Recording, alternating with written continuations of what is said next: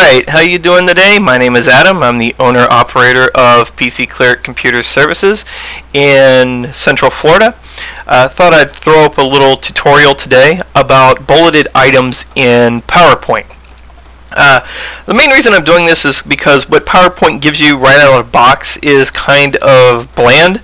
Bullet lists themselves are kind of icky, and if you use the default stuff with PowerPoint, it gets even worse. And I've seen some people make some pretty horrible bulleted lists. So I've trained on this before, actually in a classroom setting. I thought I'd throw up a YouTube tutorial to show you guys how to do it. So what I have here is just a plain slide that has some bulleted items on it. Right? I got the main points, I got the sub-items, then I got the sub-items, that type of thing. And you get exactly what you get right out of the box with PowerPoint. You get the dot here, the little slash here, the smaller dot here, so on and so forth. But what happens if you want to do something a little different? For example, what if I want to change the color of the dot itself? Okay, if you change the font color, it changes the bullet, but that might not be what we want, right? I might want my text to still be in black, but I just might want to emphasize the color of the bullet. So I'm going to change this back to black. What we can do is, when you're in your bulleted list here, you can right click, you can go to bullets and numbering. Okay, and this is a little dialog box here that will let you change a number of things. The first thing you can change is you can select from the 8 different bullet styles, with one of them being none. So you can change it from filled in dots to empty dots to filled in squares to empty squares to this little diamond pattern here, arrow bullets and check marks and that type of thing. You can change the color of it. So here's where I can change. I just changed it to red and click OK. And now you can see that my bullet is red, but my text is still in black. Okay, so that's a great way to emphasize what you got going on. Now, what if I don't want to use the bullets that PowerPoint gives me by default? Okay, what you can do is you can right click again in your bulleted list. You can go to bullets and numbering again.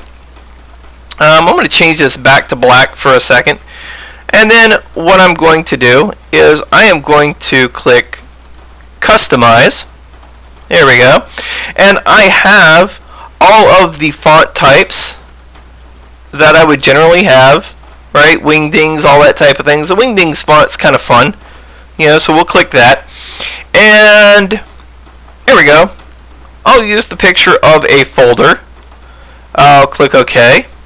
And folders in Windows are yellow, so I'll click that too. And I'll click OK. That didn't work out so hot. Let me try it again. Sometimes you really got to plan your presentations. That yellow is not going to show up on that white background, and I really don't want to use another background. So what I'll do is I'll use a, let me see here. What other symbols do we have? Here we go. I'll use pi. No, here we go. I'll use, pi. That'll work. Alright, everybody loves pi. Click OK.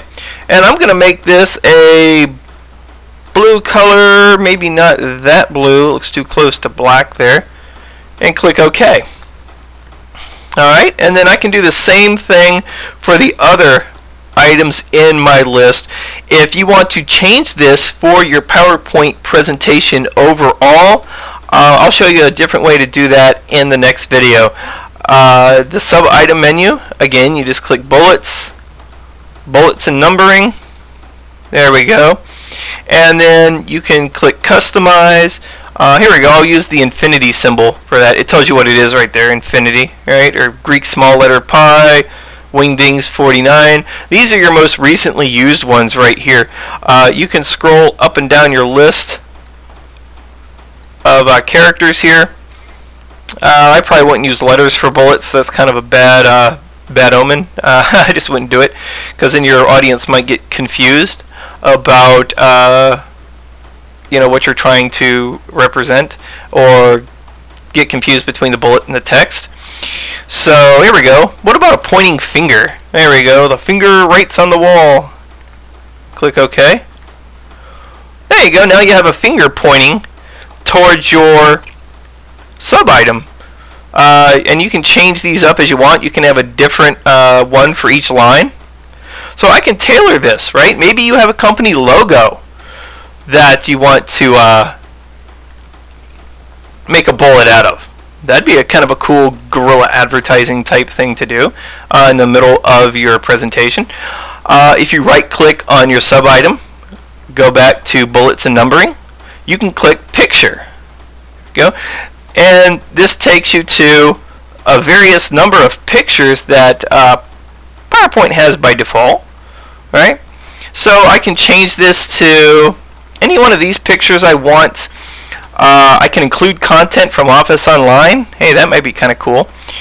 See what the online stuff gives me, because Microsoft is always putting stuff up online for their Office suite and everything like that. Or you can import pictures from your own picture library here. There we go. I'm a big Joker fan. Everybody that knows about me knows I love the Joker. So I'll use him as a bullet point, right? Not that my audience would really be able to see it, but it's just a good example of how to use a picture that you have available to you. Let me see, how would that look up there? That looks okay. Maybe I'm doing a PowerPoint presentation on the enemies of Batman or something, so I can use the Joker and Harley Quinn and stuff like that. That actually looks pretty decent. I'd buy that, sure. So, again, look how this item list looks now. We have different bullets. It's not the, crappy stuff you get out of PowerPoint by default. I am going to put up another video really soon about how to change the template of your PowerPoint presentation to get away from the default that PowerPoint gives you, because out of the can the PowerPoint stuff's kind of really bland, and I like to see PowerPoint presentations that are a little bit jazzed up. I try to jazz up my PowerPoint presentations as much as possible, because I think PowerPoint has gotten a bad rap, not because it's a bad program, but because people don't know how to utilize it properly. Alright, again, my name is Adam Veazey, PC Clear Computer Services of Central Florida. Thank you for watching. If you have any other ideas for any videos that you want to see, just let me know, and I'll see about putting them up. Thank you for viewing.